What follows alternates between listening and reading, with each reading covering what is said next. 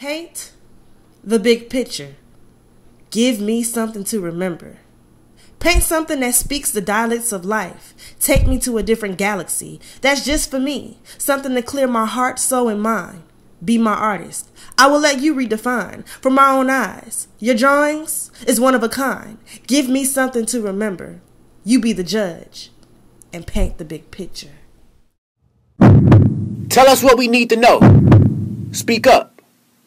Whether it's beneficial information or essential to our lives, scripts or monologues, even poetry or rhymes, give us some food for thought, for we hungry for the drive. And in return, we supply you with feedback. Therefore, you and I both nourish the drive inside of us. Speak now or never. Either that or remain a cloud of dust. Some of us are here to speak. Inspirational quotes to sustain your focus, keep you from holding pieces, dropping out and off the streets. That somebody's story was yours. Speak now or hold your peace. Speak now or never. You're watching OpenMicTv, a show for the unspoken and outspoken. I'm your host, Fennell Wilkins. I'm back home in my capital city, Atlanta, Georgia. It feels great to be back home. To get things started, I want to tell you what OpenMicTv is all about. It's about talent, it's about real life stories, and of course, poetry. I just want to say, stay true to who you are and have fun. That's what I'm doing. Woo woo woo. Actress and comedian Kim Coles made her spotlight debut on Open Mic back in 2011 at the Bethune-Cookman University's Performing Arts Center. Things are not that bad here.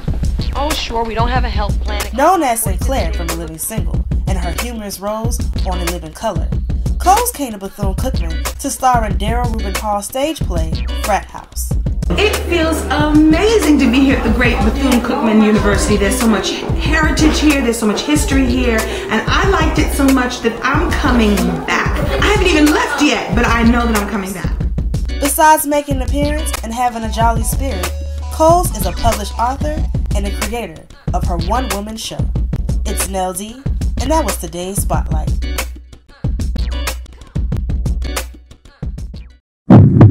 Realistic fiction not yet witnessed, much like destiny unscripted. Every bead of paint that glistens clearly cryptic. A masterpiece not yet painted, already half depicted. If only your eyes could listen. Brushstrokes softer than crickets in silence bickering. Shh. Can you hear the surprised breath of destiny quickening? I have the sneakiest suspicion the God is listening. We paint the big picture. Ain't no frame we could put it in. Before we even knew what the picture would be, Almighty God told us to go and get it in. Doesn't seem this masterpiece is soon to end. Doesn't seem this masterpiece will ever end.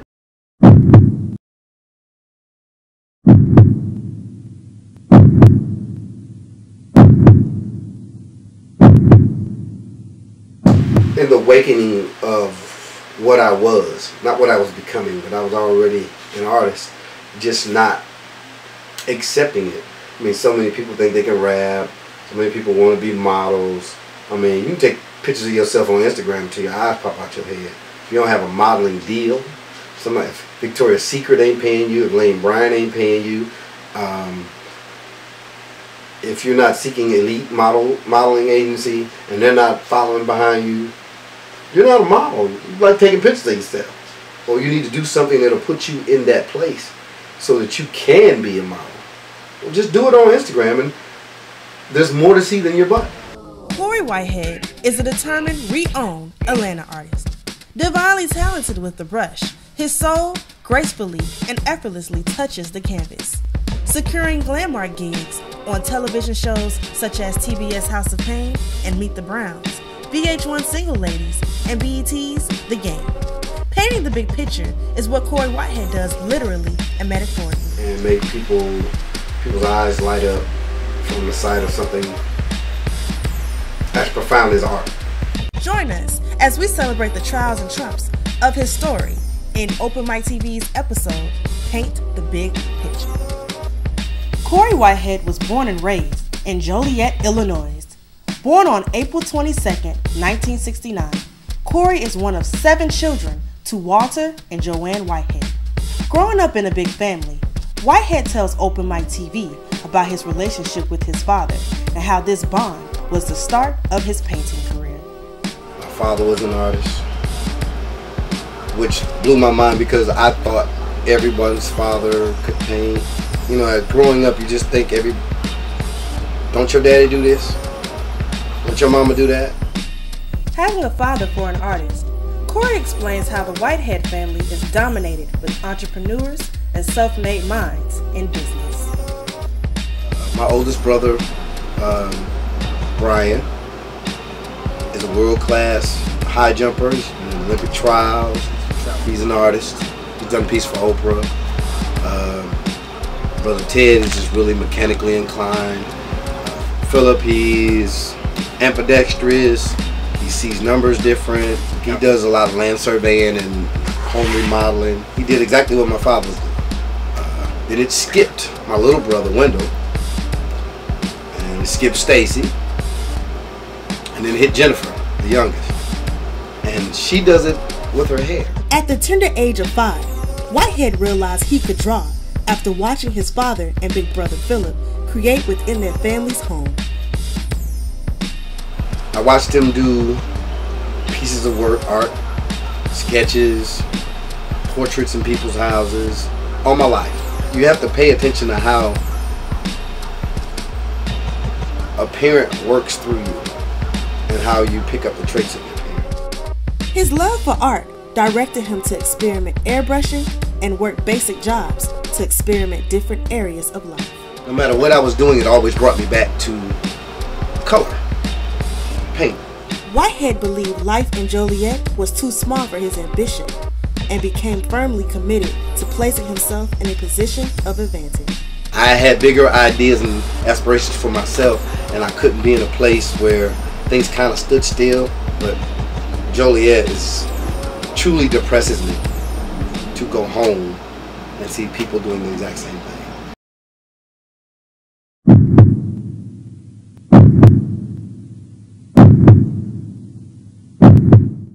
I've been in here for 2 years. It's a consignment shop, but it's very high end. So I have a lot of work on the walls. I got a lot of people, nodding their heads, but not enough biting. So hopefully they'll start biting. When I was in high school, they weren't teaching us about going to college.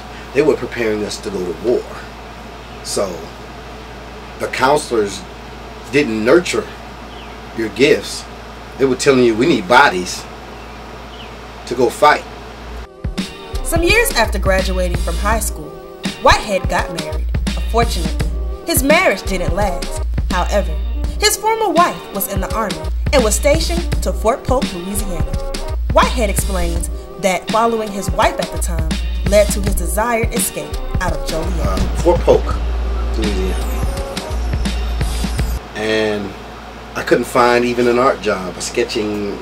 People weren't into that. They were laid back and lazy and not understanding the value in creativity. After a year in Fort Polk, Louisiana, his wife was stationed to Alaska. In between Alaska and Louisiana, Whitehead stopped back in Joliet for a year and found a new but dangerous, unfulfilling work. I stopped back in Joliet for like a year. So for that year, I'm sitting there and I found a job in the printing game. So now I'm learning how to run a printing press. So I'm learning how to run this printing press, and they had me working on a hand feed press. This thing is slamming together, and I got my finger caught and crushed my finger. Split it in two. And it kind of woke me up. I don't need to be doing crazy labor.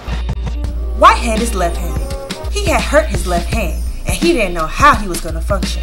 Every sign of his life kept pushing him back toward his true passion, his art. And it's amazing. This would have only brought me, because it's my right hand, $3,000.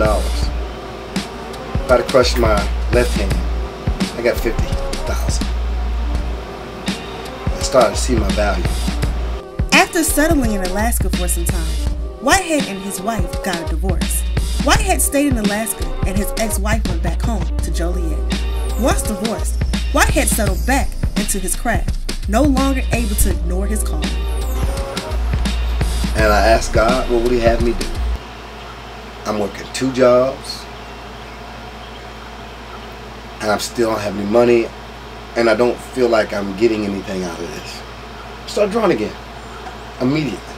Doing what came naturally, Whitehead applied to the Art Institute of Atlanta, Seattle, Dallas, and Detroit. Miraculously, he got accepted into all of them, but his choice was Atlanta. And I took a drive from Anchorage, Alaska, through the Yukon, down through Canada, Montana, South Dakota, Iowa, Illinois, Indiana, Cincinnati, Ohio, right down here to Atlanta, Georgia. Getting accepted into the Art Institute of Atlanta was the start for Cory Whitehead's artistic journey to live the Southern life. I went to the Art Institute for a while. I started working for a magazine called Good News Magazine. Good News Magazine was a spiritually based company which operated out of a basement. Whitehead worked there for 3.5 years until he was laid off because he didn't have a college degree, making a critical decision that would shape his artistic career for years to come. But then I went from that to not working for anybody, to then realizing, Cory, you know how to go get your own. Go get your own. And I was doing graphic design in my living room in my apartment on Bankhead Highway. He had all the equipment, knowledge, and experience to design and put a quality publication together. All I needed was people with revenue that needed to get it done and had the capital. Cory Whitehead landed many graphic design jobs. He got gigs with InTeach, InTouch, Atlanta News Journal, Black Cardiologist, and Daryl Allen Printing. You see all these beautiful things that God has created, or the universe has created, however you see your creator. And you have to know in yourself that you weren't supposed to be in no cubicle facing no wall. His energy didn't allow it. Whitehead tried working contract jobs, but it wasn't where he wanted to be. Shortly after, Whitehead began dating his girlfriend at the time, Eva Kennedy, who gave him a birthday gift he will never forget. She brought me paint and paintbrushes. And she said, paint. The rest is history. Kennedy has seen the worth in him. Today, Whitehead still has that same sentimental birthday present from 8 years ago.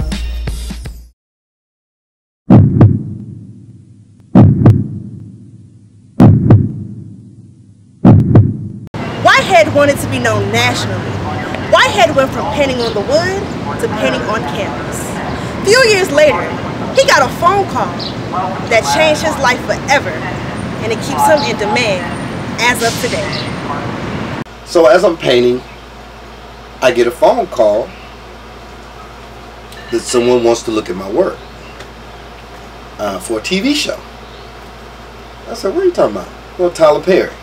Now I knew Tyler Perry from the magazine, but it wasn't him that was contacting me. It was his set director, set designer. So she came to the house and she looked around and she picked about 5 pieces. She said, this is too big, can you shrink it? So I did. And now you can see that piece on the House of Pain in the barbershop in your left hand or right corner if you're facing the TV. And it's a picture of a guy named Drez the Beatnik. Drez the Beatnik is a McCain in Atlanta, Georgia, and he hosts a distinguished show called My Club at the Apache Cafe downtown. The call from Tyler Perry was just the beginning for Cory Whitehead. Before he knew it, he was national. Soon after, he received another phone call to participate in another Tyler Perry movie, Why Did I Get Married To? Things were coming along until he hit rock bottom. Nobody was buying anything. And I had to pay my rent. Before you know, I was homeless.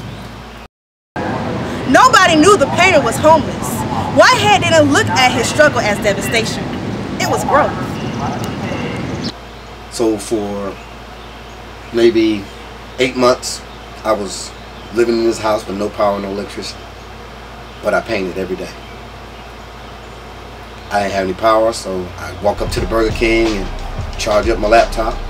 Just when things were blooming, Whitehead encountered one of his greatest challenges, facing homelessness. A realtor friend allowed him to put all his worldly possessions in her house, but the house had no power and water. Then I had an event come up, so I rented a van. I rented this van and I went and did this event. I didn't make a lot of money at the event. I didn't make a lot of money. But after the event, I stopped by Apache Cafe on a Sunday night, and everybody knew me in there because I've been hosting it for so long. So I stopped by this event,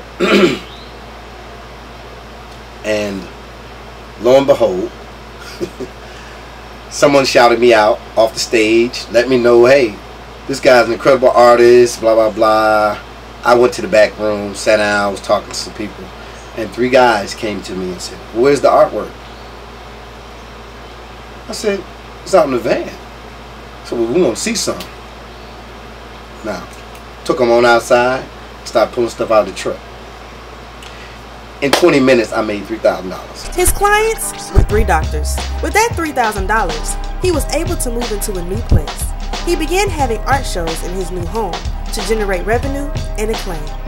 His good friend, artist Kevin Wack Williams, would give him advice to improve his work ethic. You know, your price points are where they need to be. Keep moving forward. I like your work. And you keep displaying it. You ain't messing around. Never had a negative word from him. Always gave me good advice.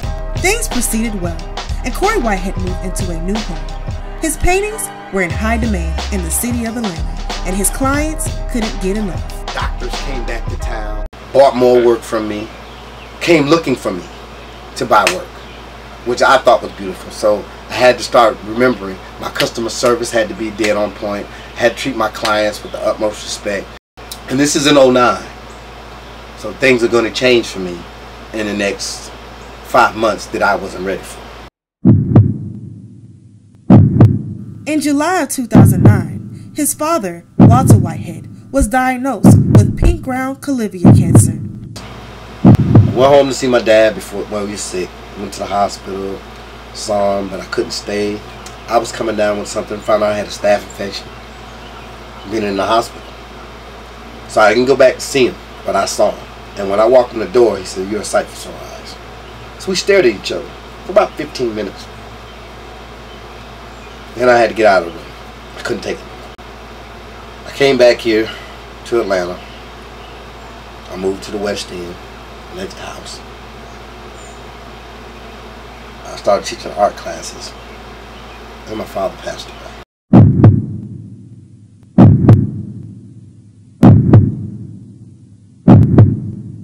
But this is my dad,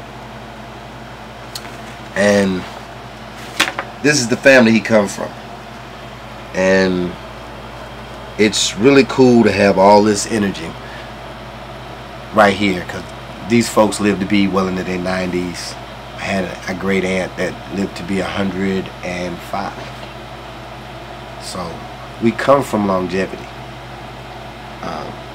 For my father to be taken out of here at 69 years old was pretty crazy, because his father died in his 60s. So I want to break that cycle. I want to be here for a long time, and while I'm here I want to be able to create and produce beautiful things. When you get somebody in your life that keeps you in order, constantly got you doing something constructive, constantly putting you in a position to understand why you're here, it takes an effect when he's gone. I got so many questions I want to ask you. Why you ain't here? So my dad left me this to create beautiful things with. And these are Rembrandt's pastels. And when I say this ain't no cheap set of pastels, I mean what I say. His father used to tell him and his siblings not to be a statistic. So many years later, this still resonates with Cory Whitehead deeply. You know, as a kid, you didn't know what that meant. But then he said, I'll show you what a statistic is. And he went to the back of the newspaper and he showed you. These 3 kids are going to jail. 7 kids were shot last night. Don't be a statistic. If you're going to be in the newspaper, be on the front page with positive things. It's important that you do so. I want you to get out your comfort zone for 5 minutes. Walk to somebody you do not know and introduce yourself. Tell them there's a little bit about you that lie if you want to, but please say something to somebody you do not know. Go. Walk out your comfort zone. Ain't nobody gonna take your seat. I want to get you involved in the evening. Somebody knows somebody tonight. Still got your parents, hold them dear. And if they're in your life and they're doing things for you and they're being positive for you, embrace that. October 19, 2009, Walter Whitehead was buried. His father's death encouraged him to be a force in art and to actualize his true purpose. That just hit me right in the face. Let's do this dramatic color, black to white, black to gray, black to purple, black to pink. But my black and white, I'm gonna get into this pretty good today, provided the heat doesn't kill me. I try to put good feelings on walls, great color, happiness, not sadness. Sadness is for the birds. Shortly after his father's death, Whitehead received another phone call from Tyler Perry for Meet the Browns. In 2009 Thanksgiving, his family couldn't believe his father's teachings have reached national attention. So I was talking to my brother. I said, do you watch Meet the Browns? Yeah, I watch it all the time. I said, there's an episode when Brown takes an art class. He said, yeah, I saw that. I said, you got that on your TV? Because he saves all of this. So he went back to it. And they got a chance to watch all my artwork in one room. So if you ever seen that episode when Brown takes an art class, 85% of the artwork that's in that room is mine. A few months later, the artist received a phone call from the BET show, The Game, to use artwork on every set for season 4. You don't know what path you're going to be on, what God puts you towards, what's your true calling. But you got to listen to your heart. I've been doing a lot of different stuff to it, but it's hot out here. Birds are flying. I'm doing it Maya Angelou. She just passed. And as I started on her mouth, I started from her mouth out. And I wanted to start from her mouth because her smile is what she's known for, the head wrap and so on. So as I started the mouth, they knew, 5 people knew it was Maya Angelou. I think I'm on the right page. My life up until now has been pretty cool because I'm doing me, and I've been able to do me and have a support group around me that understands me doing me. And doing him has gotten his pain as nationally shown on Single Ladies of VH1, The Game on BET, House of Pain, Meet the Browns on TBS, and Lovin' Hip Hop Atlanta. Locally, he hosts open mics at local venues, art shows, and teaches art classes. The artist, Cory Whitehead, paints the big picture for people to live without limits and a purpose. You have no universe unless you create it. If you don't get up and try, how you know you're going to fail? And the wisdom will be in the work. Everything you do, you should learn from it and move forward and make you a little sharper, make you a little more intuitive. It will give you a sense of self. You have to have some worth in you for other people to see the value in you. So if you don't value yourself, who's going to value you? Why would I put $10 into you if you don't think you're worth a nickel? So you gotta show that you want more than the norm. This is a story of how the painter empowered his audience with his art and his personal experience. Cory Whitehead continues to paint the big picture for the world to understand that you don't have to live in a box to be known for who you are. I'm Fennell Wilkins, and this concludes today's episode of OMTV.